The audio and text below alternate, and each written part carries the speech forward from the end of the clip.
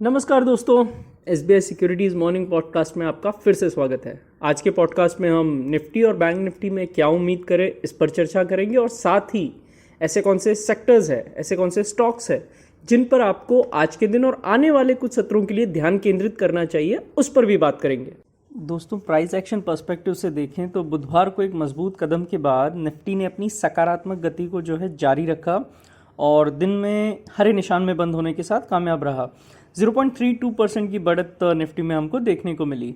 Bank Nifty भी लगातार दूसरे दिन निफ्टी से बेहतर रहा और एचडीएफसी बैंक निचले स्तरों से रिबाउंड करने में कामयाब रहा और उसके कारण हम मानते हैं कि एक अच्छा खासा सपोर्ट बैंक निफ्टी को मिला और उसी के साथ 0.7% की जो बढ़त है वो बैंक निफ्टी में हमको देखने को मिली।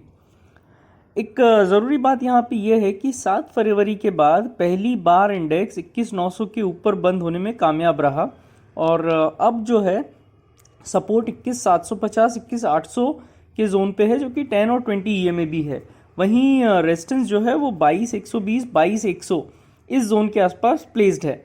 21,700 से नीचे इंडेक्स 21,550 21,530 इन लेवल्स पर फिसल सकता है।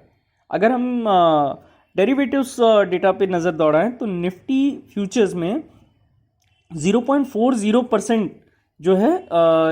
गेन्स हमको नज़र आए कल, और OI वो 3% वो गिर गया था। यानी कि यहाँ पे क्या दिखाता है, एक शॉर्ट कवरिंग यहाँ पे नज़र आ रही है कि ओपन इंटरेस्ट वो कम हो गया है, गिर गया है, प्राइस बढ़ गया है, तो इसको हम शॉर्ट कवरिंग कहते हैं।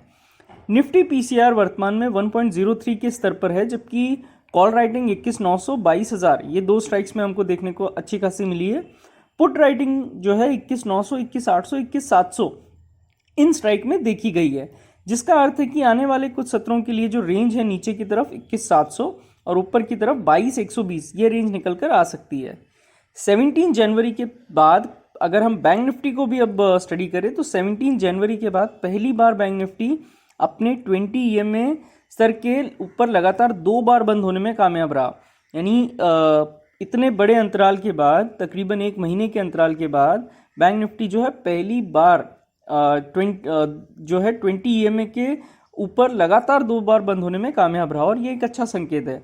और इसलिए लगता है कि 45,860 और 45,950 ये एक मजबूत सपोर्ट के रूप में अब कार्य करेगा। वहीं ऊपर की बात करें तो 46,700 और 46,800 जो 50 DMA जोन भी है, वहां पर हमको रेजिस्टेंस बैंक निफ्टी में मिल सकता है। 45,800 अगर नीचे में टूटता है तो इंडेक्स 45,500 45,400 इन लेवल्स को रीटेस्ट करेगा।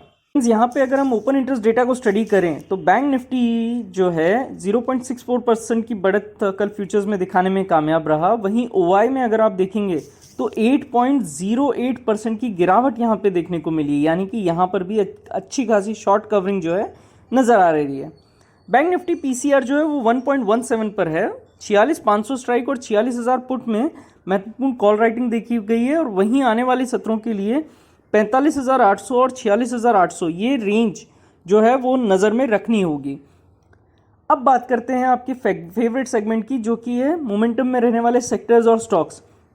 तो फ्रेंड्स, सबसे इम्पॉर्टेंट जो सेक्टर कल बहुत ही अच्छी गति दिखाने में कामयाब रहा था वो था ऑटो। आपने देखा होगा M&M बहुत ही शानदार चाल इसने दिखाई। मारुति अपने ऑल टाइम हाई एरियाज पे ट्रेड कर ही रहा है और बजाज ऑटो जैसी कंपनियां मल्टी टाइम फ्रेम चार्ट पर भी बहुत मजबूत नज़र आ रही है। तो ऑटो एक ऐसा सेक्टर है जो वॉच लिस्ट में ज़रूर होना चाहिए। वहीं ऑयल एंड गैस सेक्टर में देखें तो BPCL ONGC और हिंद पेट्रो जैसे ऑयल एंड गैस स्टॉक्स में ओपन इंटरेस्ट में मजबूत राइज हमको नज़र आ रहा है। अच्छा डेटा यहाँ पर भी बन रहा है। ओवरऑल बाजार से देखें तो Coal India, Astral, PNB, ONGC, Concor, Torrent Power, Mphasis, IRFC, Federal Bank, Delhivery, MRPL, Kalyan jeweller और राइट जैसे स्टॉक्स में बढ़िया तेज़ी हमको नज़र आ रही है और यहाँ पर मोमेंटम कंटिन्यू हो सकता है। एक नज़र FIDI डेटा पर डालें तो FI ने 3,064.15 करोड़ रुपए की बिकवाली की। वहीं DII ने 2,276.93 करोड़ की खरीदारी की।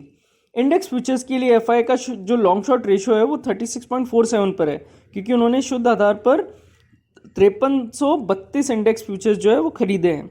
स्टॉक वायदा के मोर्चे पर देखिए तो एफआई ने 26,902 कॉन्ट्रैक्ट्स बेचे हैं और ऑप्शंस के फ्रंट पे 37,351 कॉल कॉन्ट्रैक्ट बेचे हैं और 1,40,660 पुट ऑप्शंस कॉन्ट्रैक्ट भी बेचे हैं।